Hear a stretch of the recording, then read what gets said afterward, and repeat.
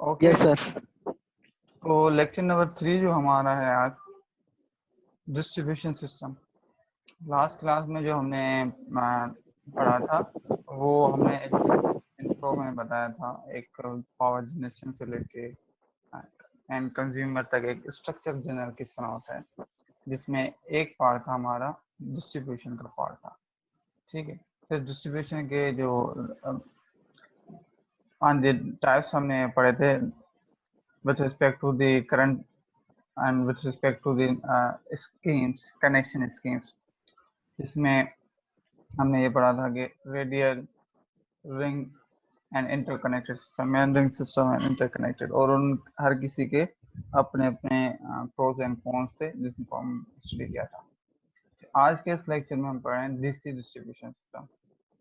ठीक है, क्योंकि जो मैंने आपको बताया था अभी कि हमने जो डिस्ट्रीब्यूशन सिस्टम की जो क्लासिफिकेशन थी, एक classification with respect to current type के हिसाब से जो डिस्ट्रीब्यूशन की थी वो थी एक एसी डिस्ट्रीब्यूशन सिस्टम, दूसरा डीसी डिस्ट्रीब्यूशन सिस्टम।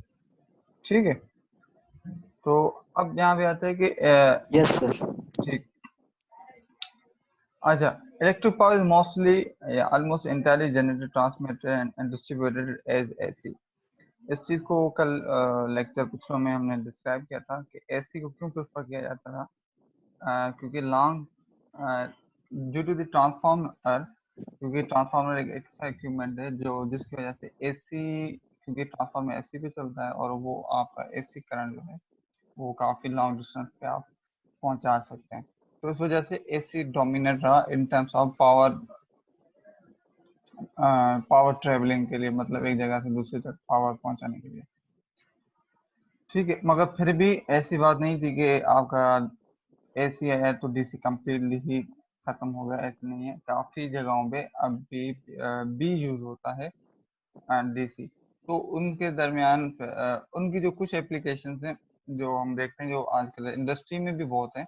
एक है operation of variable speed machinery, जिस तरह डीसी मोटर्स हैं, ये बहुत इंडस्ट्री में यूज होते हैं।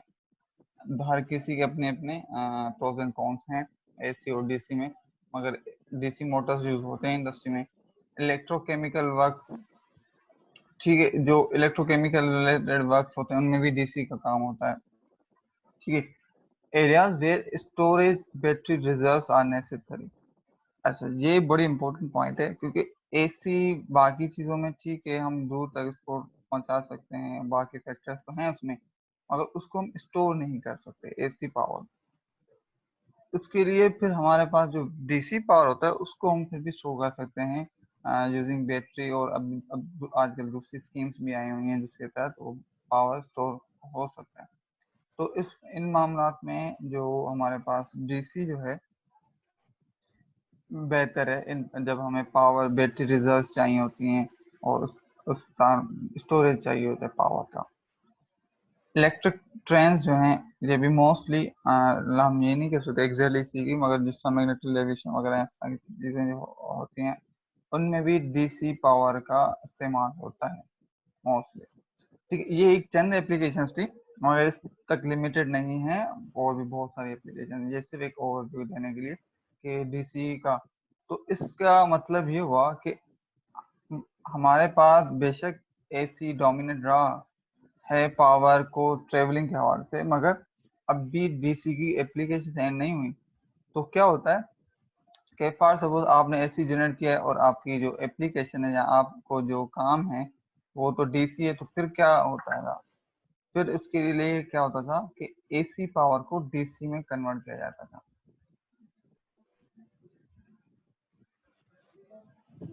ठीक है, यहाँ तक बात क्लियर हुई? Sir yes sir. Okay good.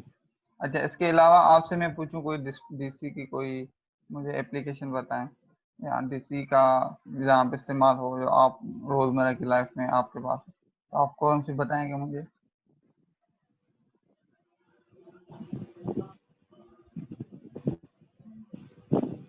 Hello. जी जी, आवाज आ रही है आपकी, आप बताएं। मैं पूछ रहा था कि डीसी की एप्लीकेशन कोई बताएं आप। ये सर इसी की एप्लीकेशन यू बताएंगे कि जैसे हमारे घर में इलेक्ट्रिसिटी नहीं होती तो यूपीएस जो है। हेलो। जी जी, आपकी आवाज आ रही है, मैं आपकी बात समझ यस चुका। सर, जैसे आप दोबारा रिपीट करेंगे, आप क्या कह रहे हैं? इलेक्ट्रिसिटी जब नहीं होती है हमारे घर में तो ये यूपीएस जो है।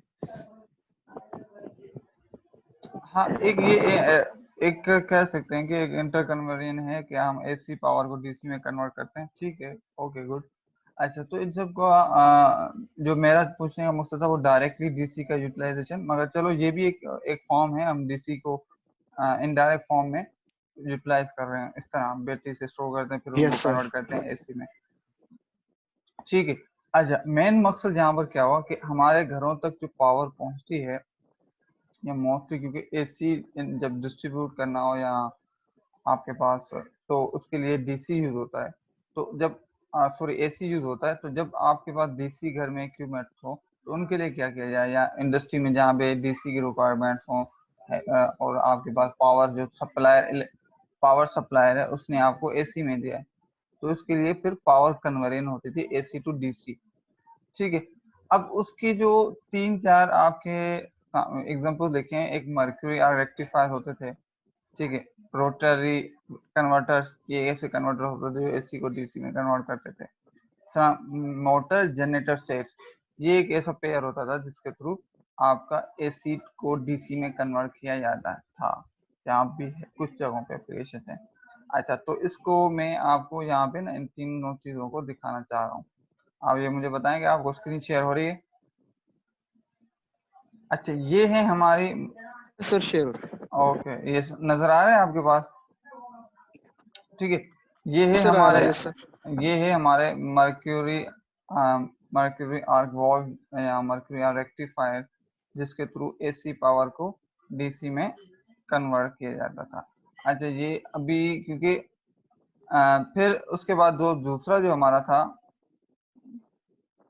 वो आपका रोटरी था, ठीक है। अच्छा, ये भी एक हमारा था मोटर एंड जनरेटर, ये एक यस मशीन, सर। ये एक मशीन थी इस तरह की। अच्छा, ये सिर्फ ये एक सैंपल्स के तौर पे मैं ये रोटरी कन्वर्टर से एसी से डीसी में पावर कन्वर्ट किया जाता था पहले जमाना। फिर एक कॉम्बिनेशन आया जो कि मोटर एंड जनरेटर का सेट। इसमें कुछ इस तरह होता था कि मिसाल तौर पावर आपका एसी मोटर लगी हुई है, यहाँ पे डीसी जनरेटर लगा दो और उन दोनों को आपस में शॉक के थ्रू कनेक्ट कर दो, तो आपको जैसे मिसाल तौर पावर एसी से लगा आया, तो एसी पावर की वजह से एसी मोटर जो है वो आपका रोटेट होना शुरू होगा, उसमें आप एज ए लोड के तौर पर जनरेटर डीसी जनरेटर लगा दिया, इधर से आपको पावर जो मिलेगा वो डीसी मिलेगा। तो ये जो पेयर है इस तरह एसी से डीसी में कन्वर्ट करने के लिए यूटिलाइज हो सकता था। इसकी और भी एप्लीकेशन हो सकती थी, हैं, अभी भी होता है, मगर ये सिर्फ मैं बताना चाह रहा हूँ। तो इस तरह की हमारे पास एक कन्वर्जन सिस्टम होता था। अब हर किसी के अगेन वही अपने अपने प्रॉब्लम्स भी हैं, बेनिफिट्स भी हैं। बेनिफिट ये था कि आप एसी से डीसी में पावर कन्वर्ट कर देते हैं, और प्रॉब्लम उनसे एसोसिएट थे उनके मिसाल लो जो ऑपरेटिंग कंडीशन वगैरह जो भी प्रॉब्लम एसोसिएट होते हैं इस तरह की चीजों में, वो कुछ उनके डिसएडवांटेजेस भी होते थे, या उनको आप छोटे स्केल पे इतना ज्यादा नहीं कर सकते थे जब तक कि आपके पास सॉलिड स्टेट डिवाइसेस आए। सॉलिड स्टेट डिवाइसेस का मतलब क्या, ये जिस तरह हमारे पास रेक्टिफायर होते हैं आजकल, जो रेक्टिफायर हम हम जो देखते हैं, आपने ब्रिज रेक्टिफायर यूज किया होगा यकीनन फर्स्ट लैब में, इलेक्ट्रिकल के जो आपने फर्स्ट सेमेस्टर में लैब्स की होंगी, तो उसमें पहला प्रोजेक्ट यही बनाते ना, एसी टू डीसी पावर जो कन्वर्टर, उसमें आपने ये चीज यूज की होगी रेक्टिफिकेशन। तो वो जो रेक्टिफायर्स हैं वो हमारे हैं एसी, उनको कहते हैं सॉलिड स्टेट कंपोनेंट्स के बने। तो वो सॉलिड स्टेट डिवाइसेस की वजह से जो इस तरह की चीजें ना काफी हमारे पास आसान हो गई हैं। यहाँ तक बात क्लियर हो गई?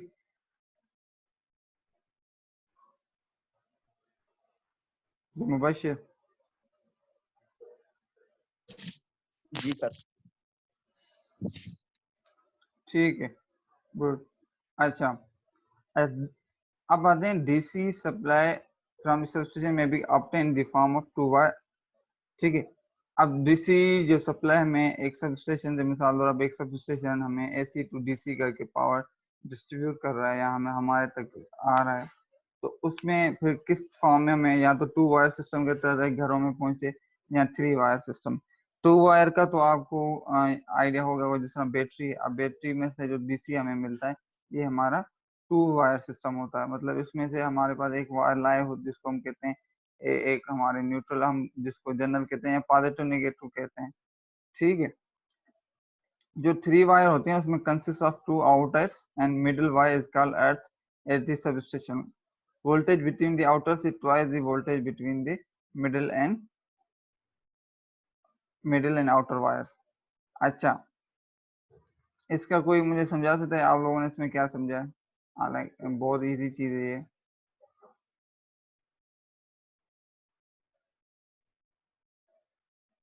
हम्म।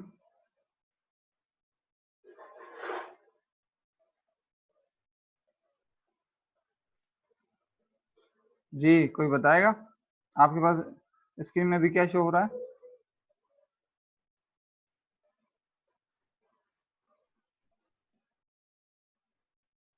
सर मर्करी मतलब वो साइड शो हो रही मर्करी रेक्टिफायर वाली।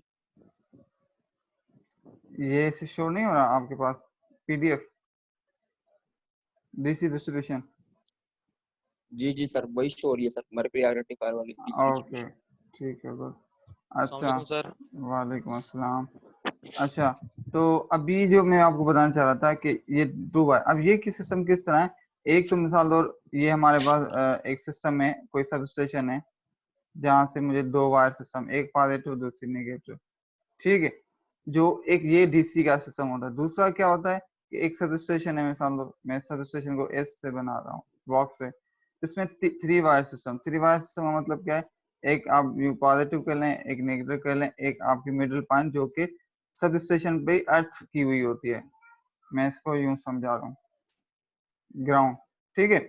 अब इसका मतलब है कि ये जो पॉजिटिव और नेगेटिव के दरमियान जो वोल्टेज होगा वो डबल होगा विथ रिस्पेक्ट टू इन दो वायर्स के दरमियान जो वोल्टेज होगा। ये बात क्लियर हो गई या नहीं?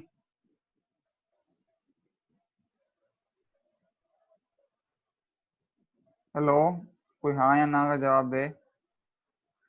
ये समझो अगर V वोल्टेज है और ये सर भी जी एक V वोल्टेज है, ठीक है, तो ये है समझो कि पॉजिटिव और ये है नेगेटिव और ये है हमारे में कोई अर्थ की हुई मतलब मिडिल वायर। तो इस इन पॉजिटिव और नेगेटिव के दरमियान जो वोल्टेज होगा वो होगा 2 ऑफ V। अब क्लियर हो गई बात? मतलब ये भी हमारे पास एक V वोल्टेज है, ये भी हमारा V वोल्टेज है। ठीक है। इस मिडल वायर के साथ तो ओवरऑल जो पॉजिटिव नेगेटिव के दरमियान जो वोल्टेज होगा ट्वाइस ऑफ इन दोनों के सिंगल वोल्टेज से डबल होगा। ठीक है, हाँ या ना? जी सर। Okay, good. अच्छा, तो ये था हमारा इस तरह के डीसी जो सब स्टेशन से हमारे पास टू वायर सिस्टम में आता है या थ्री वायर सिस्टम। तो ये हो गया हमारा। ठीक है। अब टाइप ऑफ कंस्ट्रक्शन के हिसाब से हमारे पास जो और कौन कौन से सिस्टम्स हैं? दो हैं, overhead and underground. I guess दोनों आप लोगों से इनसे कुछ ना कुछ वाकिफ जरूर होंगे, तो मैं चाह रहा हूँ आप लोग अपनी इनपुट भी ले दें कि ओवरहेड सिस्टम क्या होता है, किसको कहते हैं, और फिर अंडरग्राउंड सिस्टम। तो मुझे कोई एग्जांपल बताएगा ओवरहेड कहते क्या है? आपने क्या समझा है इसके बारे में?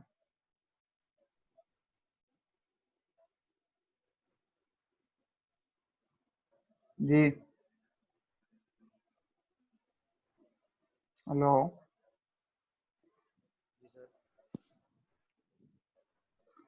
ओवरहेड सिस्टम्स कौन से होते हैं, किसको कहते हैं? आपने कभी अपने आसपास घरों से बाहर जाते हैं, आपने कभी इलेक्ट्रिक टावर्स तो देखे होंगे यकीनन, तो आपके ख्याल में वो जी सर। सिस्टम कौन से हैं? सर वो ओवरहेड सिस्टम सर। ठीक है, गुड। मैं वही पूछना चाह रहा हूँ ना। अच्छा, और जो मतलब हमारे डिस्ट्रीब्यूशन सिस्टम्स हैं उनकी जो कंस्ट्रक्शन है, उनको जो बनाया जाता है वो इस तरह दो सिस्टम, एक होता है ओवरहेड सिस्टम, दूसरा अंडरग्राउंड। ओवरहेड में क्या होता है, नाम से ही आइडिया हो रहा है ओवरहेड में, हेड को हम कहते हैं सर, ओवर मतलब ऊपर, मतलब एक जो सिस्टम है जो आपके बिल्कुल जमीन के ऊपर स्ट्रक्चर, जमीन के ऊपर एक आपका फिजिकली माउंट हुआ है ऊपर कुछ डिस्टेंस पे, मतलब 4-5 मीटर जमीन से ऊपर एक क्राइटेरिया के मुताबिक। तो ये हमारा है ओवरहेड सिस्टम। अंडरग्राउंड सिस्टम में क्या होता है, जिस तरह आपके गैस लाइंस और बाकी लाइंस जो होती हैं अंडरग्राउंड कनेक्टेड, अंडरग्राउंड होती हैं, और इस तरह जो डिस्ट्रीब्यूशन सिस्टम होते हैं, इलेक्ट्रिकल डिस्ट्रीब्यूशन सिस्टम, वो अंडरग्राउंड भी होते हैं, जिनमें आपके पास अंडरग्राउंड वायर्स जारी होती हैं और पूरा नेटवर्क कनेक्टेड होता है। ठीक है, अब दोनों के अपने अपने जो जी सर। प्रोज एंड कॉन्स हैं। हर कोई सिस्टम, मतलब ऐसे हम नहीं कह सकते कि एक सिस्टम बहुत अच्छा है दूसरा है ही खराब, ऐसा नहीं है। फिर डिपेंड अपॉन द एप्लीकेशन और जो आपके पास प्लानिंग और आपके जो आपके बजट, और इस रिस्पेक्ट एक सिस्टम को फिर देखा जाता है कि आपको कौन सा बनाना चाहिए। ठीक है, तो उसके रिस्पेक्टिव अगर हम आए तो ये एक जनरल डायग्राम आपके सामने है कि ओवरहेड और अंडरग्राउंड सिस्टम्स के जो है ना एक कंपैरिजन की जा रही है विथ सम पैरामीटर्स। तो सबसे पहला पैरामीटर आते हैं पब्लिक सेफ्टी के रिस्पेक्टिव। तो पब्लिक सेफ्टी के रिस्पेक्टिव अगर देखा जाए तो ओवरहेड और अंडरग्राउंड सिस्टम में जो एरो नीचे शो कर रहा है कि ये इस पब्लिक सेफ्टी के हिसाब से overhead systems are less safe as compare to the underground system. तो ये कोई, चलो ठीक है, अब इसको कोई इसको डिफाइन कर सकता है, या कोई इसको मुझे इसके ऊपर कोई एग्जांपल, या आपके ख्याल में ये इस तरह क्यों है, कुछ मुझे थोड़ा सा इनपुट आपकी तरफ से बताएं।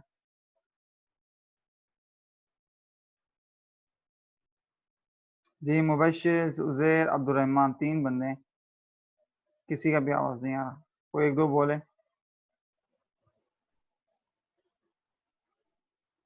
सर ओवरहेड जो है ये सर पब्लिक सेफ्टी है सर।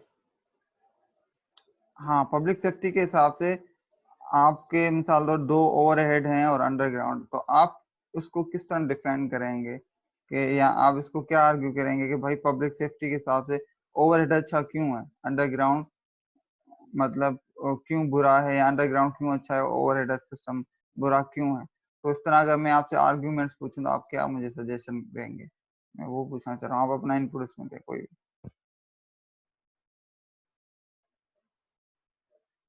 जी मुबशिर। सर ये सर ये इसका सर ये ऐसा होगा ना कि सर ये अंडरग्राउंड के लिए जो है इसलिए अच्छा है क्योंकि सर ये जैसे रेलवे लाइंस में सर जैसे अंडरग्राउंड सिस्टम्स होते हैं, तो सर उस वजह से हम कह सकते हैं रेलवे लाइंस में अंडरग्राउंड सिस्टम, पब्लिक सेफ्टी के हिसाब से सर। मैं ट्रांसमिशन सिस्टम का पूछ रहा हूँ मेरे भाई, डिस्ट्रीब्यूशन सिस्टम का पूछ रहा हूँ। सर अगेन सर कल वाली प्रॉब्लम अच्छा हो रही है सर। ओके, आप अपना नेटवर्क या तो बेहतर कर लें, अब मुझे समझ नहीं आ रहा आपका क्या इशू आ रहा है यहाँ।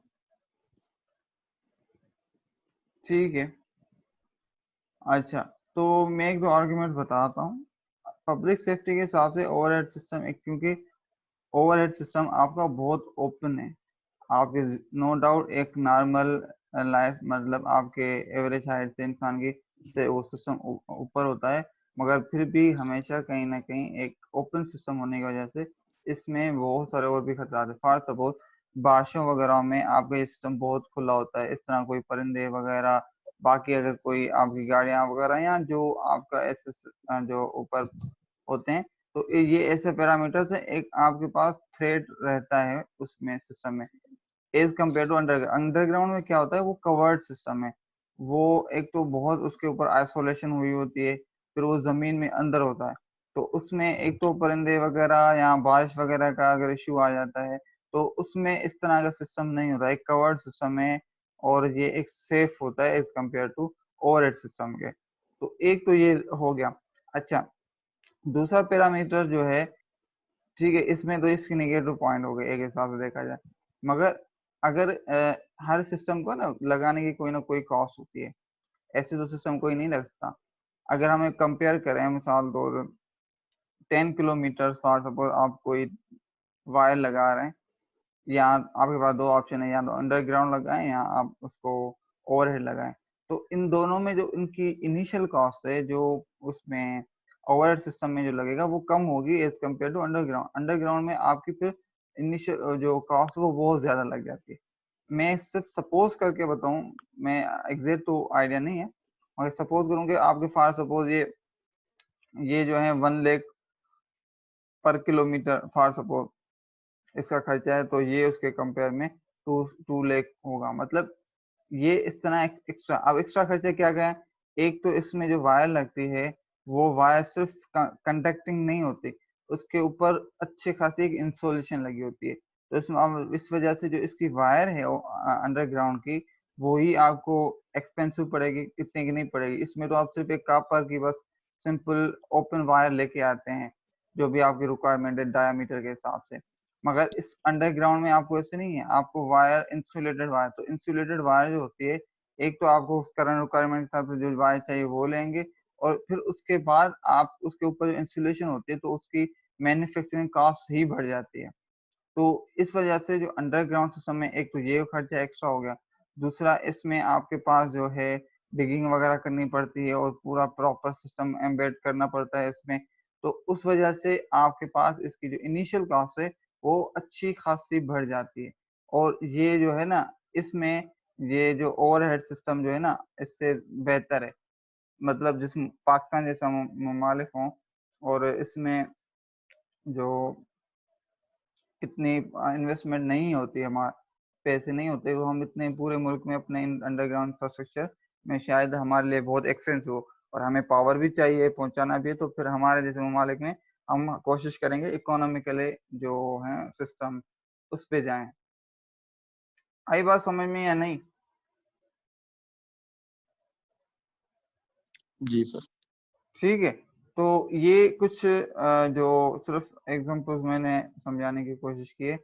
अच्छा, तो अभी मैं आपको जो दिखाना चाह रहा था, ठीक, एक चीज आपके सामने जो है वो ये देख लें, ये कुछ इस तरह। ठीक है। अब ये वायर है आपकी, इसमें देखो कंडक्टिंग से ज्यादा बाकी कितने आपके पास इसके बाकी भी चीजें लगी हुई हैं, पेपर इंसुलेशन अलग और बाकी पैरामीटर्स हैं। तो ये सारे जो है ना आपकी मैन्युफैक्चरिंग कॉस्ट जो है ना बहुत बढ़ाते हैं। इसके बरक्स ओवरहेड सिस्टम में तो आपको सिर्फ वायर चाहिए होती है, जिस तरह ये। मगर ये देखो, मगर एक बात और भी ध्यान में रखें कि आपका जो सिस्टम होता है, हम इस तरह नहीं कह सकते कि कंप्लीटली वो हो जाता है, अंडरग्राउंड हो जाएगा, या आपको फिर भी जो है ना कंबाइन में चलाना पड़ता है। तो उससे आपका दोनों मकसद पूरे हो जाते हैं। ठीक है, वो एक इकोनॉमिक्स के रिस्पेक्ट टू आप डिसीजन क्या लेते हैं उस पर डिपेंड करता है, मगर एक आइडिया हो जाना चाहिए कि कौन सी क्या चीज है। दूसरा flexibility. Sir flexibility overhead system में ज्यादा है और अंडरग्राउंड में कम है। अब मुझे ये बताएं इसका मतलब क्या हुआ, आपने इससे क्या मतलब दिया? जी आप बताएं।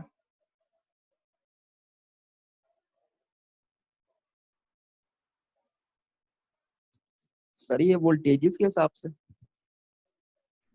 थोड़ा एक्सप्लेन करें। ट्रांसमिशन लाइन में, तो ट्रांसमिशन लाइन में सर ये वोल्टेजेस के हिसाब से कह रहा है कि सर जैसे वोल्टेजेस सर सप्लाई होते हैं आगे सर ट्रांसमिशन लाइन में, जैसे जैसे उसकी वजह से सर अंडरग्राउंड सिस्टम जो है हमारा बेहतर रहता है, और सर ओवरहेड जो है इतना मतलब बेहतर नहीं रहता सर फ्लेक्सिबिलिटी के हिसाब से।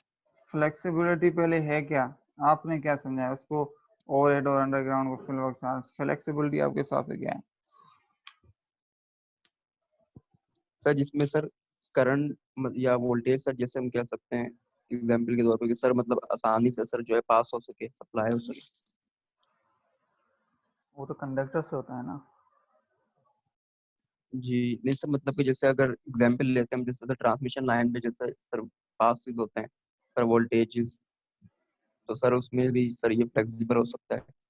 कि आसानी से जो है पास हो सकते हैं पास आसानी वोल्टेज से वगैरह। रहे, ये आपका कॉन्सेप्ट नहीं है, ये गलत है। एक फ्लेक्सिबल कंडक्टर है, उसमें आसानी या मुश्किल नहीं होती। एक कंडक्टर है कि बस आप एक जी सर। कंडक्टर अच्छा लिया, आप सपोज करें दोनों में सेम कंडक्टर्स हैं, मतलब सेम करंट कैरिंग कैपेसिटी है उनकी, और अब क्या मतलब है फ्लेक्सिबिलिटी का?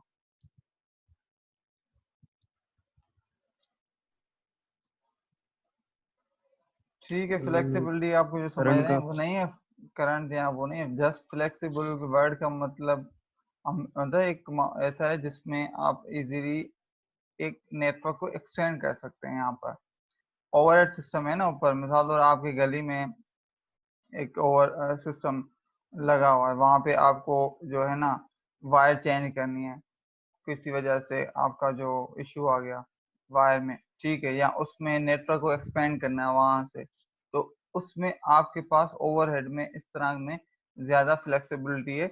अंडरग्राउंड में इस तरह नहीं है, इजी होता। फिर आपको फिर प्लेट ट्रेस करना पड़ता है, चीज़ों को देखना पड़ता है, फिर डिग आउट करना पड़ता है, फिर वहां से कनेक्ट करना पड़ता है। तो इस वजह से जो इसमें इतनी ज़्यादा फ्लेक्सिबिलिटी नहीं होती नेटवर्क में एक्सपेंशन में, या आपके पास जो फॉल्ट आ जाए तो उसको लोकेट करने में या उसको करेक्ट करने में ये अक्सर इश्यूज आते हैं। और ये प्रैक्टिकली जो लोग काम करते हैं तो उनको और ज़्यादा आइडिया होगा। जो आप लोगों ने देखे होंगे कि फॉर सपोज कभी कभी कहीं से कोई फाइबर ऑप्टिक वगैरह कर जाती है, तो किस तरह वो अंदाजे पे डिफरेंट डिफरेंट जगह पे फिर उसको डिग कर रहे होते हैं कि भाई यहाँ पे देखें, यहाँ यहाँ पे तो फॉल्ट नहीं है। वो एक फॉल्ट जो ट्रेस करने वाला इक्विपमेंट भी एक एरिया मतलब सेगमेंट बता देता है कि इस सेगमेंट में, एग्जैक्ट नहीं बताता। तो इस वजह से जो इस नेट जो ओवरहेड और अंडरग्राउंड सिस्टम में ये भी एक आपके पास इश्यू है। तो यही वजह है कि ये जो अंडरग्राउंड है ना, ये सिस्टम जो है जहाँ पे वेल प्लान्ड सिटीज हो ना, या वेल प्लान्ड सिस्टम बना हो बाकी, वहां पे बेहतर है। और अगर फॉर सपोज एक हमारे पास गांव टाइप के में आप अंडरग्राउंड सिस्टम नहीं ला सकते क्या? वहां पे कोई प्लान सिस्टम ही नहीं है कि एक गली है फिर पता चले जिसपे आपने अंडरग्राउंड में लगाया, उस गली पे किसी ने कब्जा कर दिया या उसके ऊपर किसी ने स्ट्रक्चर बना दी, फिर तो आप उस सिस्टम में अगर कभी ना कभी उस बारे में कोई इश्यू आ गया, कोई कैसे उसको आप सेट कर सकते हैं? तो ये जो इश्यूज हैं फ्लेक्सिबिलिटी से रिलेटेड, ठीक है। फॉल्ट जो है, फिर दूसरा इश्यू आता है फॉल्ट। फॉल्ट फिर ओवरहेड सिस्टम में ज्यादा आते हैं एज कम्पेयर टू अंडरग्राउंड। इसका मतलब ये नहीं है कि अंडरग्राउंड में नहीं आते, अंडरग्राउंड में आते हैं फॉल्ट्स, मगर कम होते हैं एज कम्पेयर टू ओवरहेड। और जब अगर आ जाते हैं तो फिर वो मुश्किल होता है उसको रिजॉल्व करना as compare to overhead system. Overhead system में तो आपको पता चल गया यहाँ से एक फीडर ट्रिप हो गया या खराब हो गया, यहाँ ये इश्यू आ गया है, तो आप उसको फिजिकली जो एक तो आपको सेगमेंट पता चल जाएगा। फॉर सपोज आपके गली में एक टावर जा रहा था, उसमें कोई इश्यू आ गया, तो उनको आइडिया हो गया होगा कि भाई फलां एरिया में एक किसी फीडर में इश्यू आया है या उनके डिस्ट्रीब्यूटर में इश्यू आया है। तो वहां पे आएंगे, वहां पे आके फिजिकली देखेंगे तो उनको एक नजर में पता चल जाएगा यहाँ पे मसला ये है। अगर अंडरग्राउंड कहीं फॉल्ट आ जाता है तो फिर वहां पे उसको ट्रेस करके फिर उस जगह को फिर खोदना, फिर उसको डिग करना, फिर उसको निकालना, वो बहुत ज्यादा एफर्ट्स लगती है उसको रिजॉल्व करने में। तो इस मामले में अंडरग्राउंड वैसे बेहतर है कि फॉल्ट नहीं आते, मगर आते हैं तो फिर उनको जो है मुश्किल होते हैं अंडरग्राउंड में रिजॉल्व करना। फिर इसके बाद ओवरहेड में क्योंकि ओपन सिस्टम है, मतलब आपके चीज जो है वहां पे कभी लाइटनिंग भी होती है, कभी मतलब सिस्टम खुला हुआ है, बारिश होती है तो उसमें पानी गिरता है तो शॉर्ट होने के ज्यादा चांस होते हैं। या कभी कभी अक्सर आपने सुना होगा घरों के करीब जो होते हैं तो उनमें कोई कोई चीज लग जाती है वायरों में, वायरें टूट जाती हैं, या हवा वगैरह तूफान वगैरह आ जाता है, तो उसमें भी टावर्स वगैरह या जो पोल्स होते हैं उसमें ज्यादा नुकसान होता है। तो ये जो इश्यू क्योंकि ओपन सिस्टम होने की वजह से उसमें इस तरह के फॉल्ट भी ज्यादा आते हैं। ये बात क्लियर हो गई? Yes sir. ठीक है। अपीयरेंस अपीयरेंस में मतलब लुक वाइज कौन सा सिस्टम अच्छा लगता है आपके ख्याल में, अंडरग्राउंड या ओवरहेड? हम्म सर अपीयरेंस मतलब एक लुक वाइज में कौन सा सिस्टम अच्छा लगता है आपको?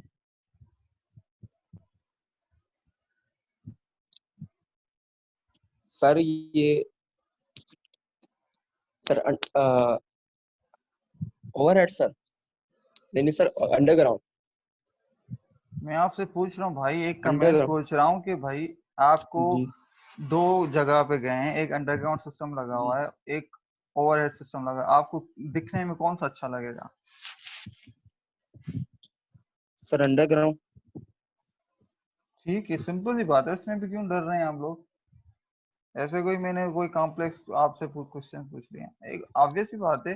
अंडरग्राउंड सिस्टम जो है ना, लुक वाइज अच्छे लगते हैं, क्योंकि हम जाते हैं रोड वगैरह पे, तो अगर टावर्स दोनों तरफ रोड्स के टावर्स लगे हैं और वायरें जा रही हों, तो उससे बरक्स अब आप देखेंगे तो जहाँ पे वायरें वगैरह ना हो मगर आपको फिर भी इलेक्ट्रिसिटी तक पहुंच रही है, तो एक लुक वाइज सिस्टम एक अच्छा लगता है।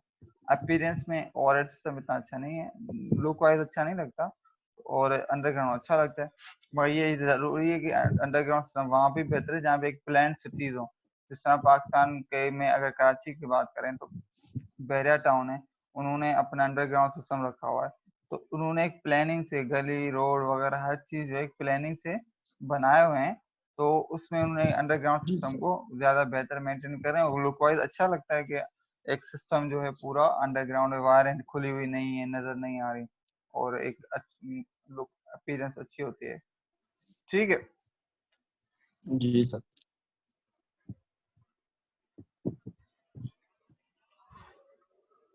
ठीक है। अब फॉल्ट लोकेशन वगैरह में और जो आपके पास अंडरग्राउंड में रिपेयर्स वगैरह में, क्योंकि जिस तरह फॉल्ट जो है इसमें ज्यादा आते हैं ओवरहेड में, तो ये मेंटेनेंस वगैरह का इसमें आपके पास ज्यादा रहता है, कॉन्शियस रहना पड़ता है, खर्चा ज्यादा है। ठीक है। इसके बरक्स आपके पास जो ओवरहेड में, तो इसमें आपके पास और सॉरी अंडरग्राउंड में यहाँ पर मेंटेनेंस कॉस्ट कम होती है, क्योंकि फॉल्स कम आएंगे तो खर्चा भी आपका कम ही आएगा। ठीक है। इंटरफेरेंस विद कम्युनिकेशन लाइन, क्योंकि ये जो लाइनें जा रही होती हैं इनके अराउंड एक फील्ड बनती है, मैग्नेटिक फील्ड, और वो कम्युनिकेशन लाइन से इंटरफेरेंस करते हैं, तो उस वजह से ये जो ओवरहेड में ये चीज ज्यादा है और ये एग्जिस्ट करती है। अंडरग्राउंड में ये जो है, जो सिस्टम नहीं इतना नहीं होता, क्योंकि ऑलरेडी जमीन में बंद होते हैं, तो ये जो इनकी कम्युनिकेशन लाइन के साथ इंटरफेरेंस इतनी ज्यादा नहीं होती, ये कम्युनिकेशन सिस्टम से नेटवर्क को इतना डिस्टर्ब नहीं करते बनस्पत ओवरहेड के, ओवरहेड ज्यादा डिस्टर्ब करता है। ठीक है। यूजफुल लाइफ में देखें तो यूजफुल लाइफ में अल्लाह भला करे आपका ओवरहेड जो है वो उसकी इतनी ज्यादा लाइफ नहीं है as compare to underground system. Underground की एक लाइफ जो है लाइंस की ज्यादा है, क्योंकि ना लाइंस पे कोई हवा का प्रेशर पड़ता है, ना उस पे कोई आपके पास कोई और इफेक्ट आता है, मतलब आपके जो डायरेक्ट उस पर टेम्परेचर नहीं पड़ता, तो वो वायर जो है ना ज्यादा स्टेबल होती है, वो काफी अरसे तक चलती है। और यहाँ वाली जो ओवरहेड में वो जो उसका बाकी स्ट्रेसेस की वजह से, मैकेनिकल और बाकी इम्पैक्ट की वजह से उसकी जो लाइफ है वो कम होती है। अब लाइफ कम होने का मतलब ये नहीं है कि बस 2 साल में खत्म हो जाती है, होती है कि फॉर सपोज इसकी 15 साल है ओवरहेड की, तो इसकी 20 साल होगी, इस तरह इम्पैक्ट होगा, और ये इकोनॉमिकली ये एडवांटेज है। तो ये यहाँ तक बात हो गई क्लियर, या अभी तक कोई है इसमें क्यूरी? सर अंडरग्राउंड की सर लाइफ ये ज्यादा है सर ओवरहेड की? ये सर लाइफ ओवरहेड की ज्यादा है अंडरग्राउंड वायर्स की? अंडरग्राउंड वायर्स की ज्यादा है, जो एयर ऊपर है ना, मतलब ये ज्यादा है एज कम्पेयर टू उसकी। अंडरग्राउंड में जो वायर्स होती हैं, असली में देखो ना, आप खुद सोचें कि अंडरग्राउंड जो वायर्स होती हैं उसमें ना मैकेनिकल शेक होता है, ना तूफान वगैरह का कोई इशू होता है, ना लाइटनिंग जी स्ट्राइकिंग का इशू होता है। ये सारे मामला जो है ना नहीं होते, तो उस वजह से जो जमीन में अंदर होते, तो बहुत सारे जो बाकी हार्श इन्वायरमेंट जो वायर का होता है उससे सेफ हो जाती है वो वायर। और क्योंकि ऑलरेडी उस अंडरग्राउंड वायर में जो सेफ्टी पर्पज के लिए वायर की आइसोलेशन हुई होती है, वो आइसोलेशन की वजह से भी एक मजबूती वायर में ज्यादा आती है। ठीक है। एक ऐसी चीज समझो कि आप ना जमीन में कोई दफना रहे हो एक, और उसको 4-5 चीजों में लपेट कर जमीन में दफनाओगे, तो वो ज्यादा स्टेबल रहेगी काफी अर्से तक उसके कंपेयर कर फॉर सपोज आप कोई चीज वायर जो है ना ऐसे घर में ऊपर सैंड में लटका दी, तो उसमें क्या होगा कि एक तो ग्रेविटेशनल पुल्स वगैरह की वजह से उनमें की जो इम्पैक्ट पड़ेगा, तो वो ऑन एवरेज जो है ना उसकी जो सिस्टम की लाइफ है ओवरहेड सिस्टम की वो कम होती है बनिस्बत अंडरग्राउंड की। क्लियर होगी बात? सर ये फॉल्ट लोकेशन का थोड़ा पूछना था कि सर ये इसकी जो है लाइफ इसमें भी सर अंडरग्राउंड की यानी कि ज्यादा होगी। अच्छा, अंडरग्राउंड में ये होता है कि इसमें कुछ स्पेशल इक्विपमेंट्स भी होते हैं, ठीक है, तो जिसके थ्रू फॉल्ट, अभी जो एक आपका जो फॉल्ट का इंशाल्लाह जो चैप्टर्स आएंगे तो उसमें हम जब करेंगे तो उन दोनों का फिर आपको आइडिया होगा, क्योंकि अभी आजकल तो टेक्नोलॉजी काफी एडवांस हो गई हैं। आपके जो डिस्ट्रीब्यूशन सिस्टम में ना सिर्फ लाइट जाती है बल्कि कम्युनिकेशन नेटवर्क भी चलता है। तो इस मामले में जो अंडरग्राउंड सिस्टम में ये होता है कि फॉल्ट जो आते कम है, उसकी रिपेयरिंग में मुश्किल ज्यादा होती है, मगर रिपेयरिंग में यहाँ पर जो बताने का मकसद है कि फॉल्ट लोकेशन एंड रिपेयर्स जो उसमें आपके पास एफर्ट ना, ये हो गया एक दफा लोकेट हो गया तो वहां पे जाके आप अपने सिस्टम को सेट कर सकते हैं। आप देख किया कि उसमें एफर्ट ज्यादा लगी मगर आपके पास एरर्स कम है, ठीक है, एक बेनिफिट हो जाता है क्योंकि उस वहां पर एरर्स का मतलब फॉल्ट्स कम आते हैं। यहाँ पर वो ओवरहेड में आप फॉल्ट आते रहते हैं, उसको करते रहो, रिपेयर करते रहो, तो उनके हिसाब से देखा जाए तो ओवरहेड सिस्टम फिर ये नेगेटिव पॉइंट होती है ओवरहेड सिस्टम की। बात क्लियर हो गई? जी सर। ठीक है, अब्दुलरहमान, उजैर शाहिद,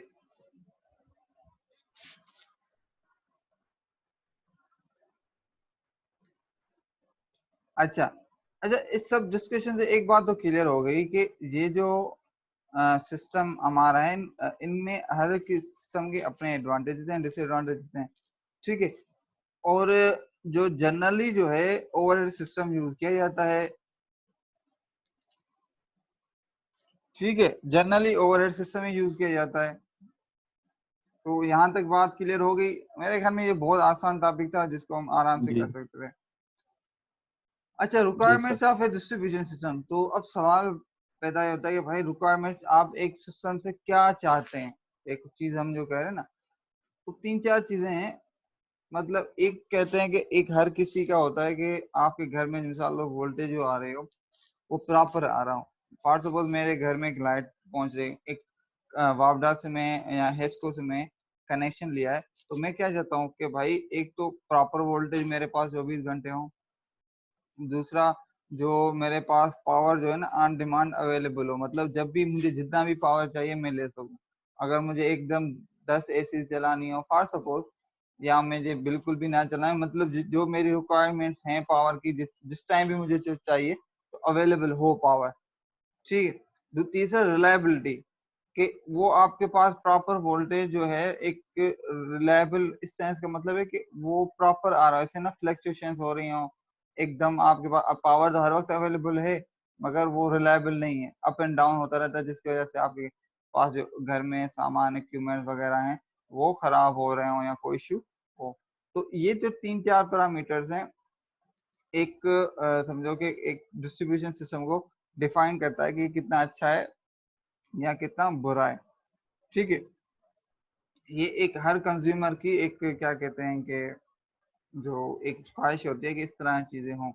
जिस तरह फॉर सपोज हमारे पास प्रॉपर वोल्टेज तो आ रहे हैं और पता चले 24 घंटे में सिर्फ 12 घंटे हमें बिजली मिल रही है, तो जिस तरह लोड शेडिंग होती है ये हम रिक्वायर्ड नहीं है, कंज्यूमर को ये बात पसंद नहीं है। कंज्यूमर कहता है कि मैं पैसा भी दूंगा मगर मुझे पावर हर वक्त चाहिए, ठीक है, ये बात क्लियर हो गई। जी सर। अच्छा, अब बात है प्रॉपर वोल्टेज क्या है। Yes sir. Proper voltage में voltage variation at consumer's terminal should be as low as possible. The changes in voltage are generally caused due to the variation of load on the system. ठीक है, मतलब proper voltage का मतलब है कि जो voltage जो है उसमें वेरिएशन कम से कम हो या ना हो।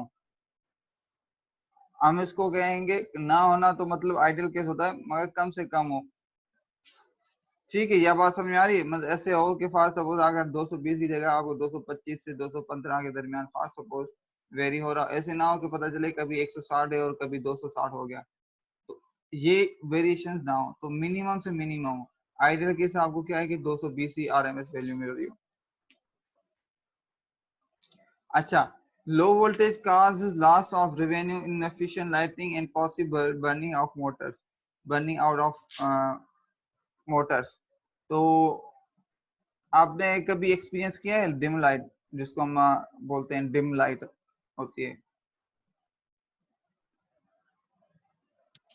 जी सर, अगर जैसे कि लाइट जैसे अगर कभी कभार जैसे घरों में जैसे सर डिम आती है सर, उस वजह से हाँ बिल्कुल, देखा है उसका सर। उसकी वजह क्या होती है? सर वो फेजिस का सर होता है कि वो मतलब प्रॉपर जो है वोल्टेज नहीं मिल रहा होता उसको, तो उसकी जैसे वो ठीक फेज है, कम आ रहे होते हैं। मतलब यही कि उसमें वोल्टेज कम होता है, और उसमें क्या होता है, नुकसान क्या होने का खर्चा होता है कि आपका जो मोटर वगैरह या कोई आपका इक्विपमेंट है वो जलने का जी एक सर, वो डर रहता है। जलना जो। जी मतलब कि बर्न आउट हो सकता है। क्या वजह, उसकी वजह ये होती है कि भाई आपका जो सिस्टम है, मिसाल और आपके सिस्टम को 100 वाट चाहिए होता है, तो वाट मतलब जो पावर है, पावर जो हो उसका दो चीजों से मतलब आता है। एक होता है P is equal to V, उसमें वोल्टेज भी होता है और करंट भी होता है। ठीक है, अब वी आई, अब वोल्टेज कम हो गया तो ऑटोमेटिकली अपनी पावर रिक्वायरमेंट पूरी करने के लिए वो ज्यादा करंट आपके पास उसको कैप्चर करेगा, खींचेगा। तो जब ज्यादा करंट आपके पास वो आपका इक्विपमेंट पुल करेगा सिस्टम से, तो क्या होगा कि क्योंकि हमने कल भी हमने जो क्लास में डिस्कस किया था कि जब भी ज्यादा करंट होता है तो कंडक्टर में आपके पास रेजिस्टेंस होने की वजह से वो आपके पास लॉसेस होना शुरू हो जाते हैं इन टर्म्स ऑफ हीट। और जब ज्यादा करंट होगा तो ज्यादा हीट होगी, तो बर्न आउट होने के चांसेस ज्यादा होते हैं। तो यही वजह है कि लो वोल्टेज जो है ना, एक इकोनॉमिकली भी बहुत लॉसेस करता है, आपके पास रेवेन्यू वगैरह में भी, और आपके पास बाकी कंज्यूमर का भी नुकसान होता है। अच्छा, अगेन ऐसे है कि हाई वोल्टेज भी नुकसान कार है, मतलब आपके पास एकदम वोल्टेज बढ़ जाता है, तब भी आपके इक्विपमेंट की अगर जो बियरेबल वोल्टेज से ज्यादा हो जाएगा, तब भी आपका नुकसान ही होगा, चाहे बल्ब वगैरह या बाकी जो भी इक्विपमेंट हो।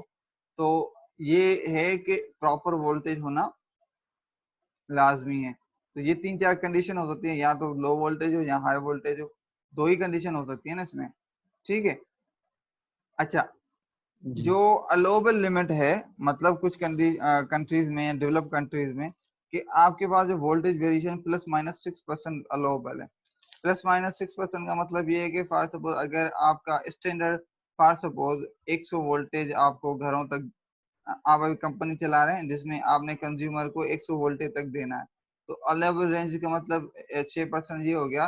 तो आप 94 से लेके 106 के दरमियान वोल्टेज वेरी कर सकते हैं। उससे ज्यादा या कम होगा तो फिर रेगुलेटरी अथॉरिटीज होती हैं उन ममालिक में, उसमें पावर क्वालिटी के पूरे जो स्टैंडर्ड्स बने होते हैं, उनको अगर आप पूरा फॉलो नहीं करेंगे तो फिर जो भी आपका पावर सप्लायर होता है उस पर फाइन या पेनल्टी या जो भी एक सिस्टम उनका जो है ना बनाया हुआ है, ऐसा होता है। ठीक है। Availability of जी power. Sir. Power must be available to the consumer in any amount that they require from time to time. मतलब जब भी इसको जितना भी पावर चाहिए अवेलेबल होना चाहिए। एक सिंपल सी बात है, एक नॉन फैक्ट है। An electric energy can not be stored, therefore the distribution must be capable of supplying load demands of the consumer. अच्छा, इसमें यही इशू है कि एसी पावर क्योंकि हमारे पास आता